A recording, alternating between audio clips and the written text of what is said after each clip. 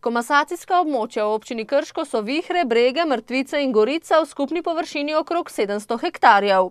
Vihre so zaključene, za Gorico pa je občinski svet na zadnji seji potrdil prijavo za črpanje državnih sredstev. Gre za 245 hektarjev, kjer je 66 kmetijskih gospodarstev. Vrednost projekta je 355 tisoč evrov. Preden pričnejo vsi postopki za izvedbo komasacije, mora pridobiti občina soglasje vsaj 67% lastnikov, no v tem primeru je pridobljenih več kot 80% lastnikov zemljišč.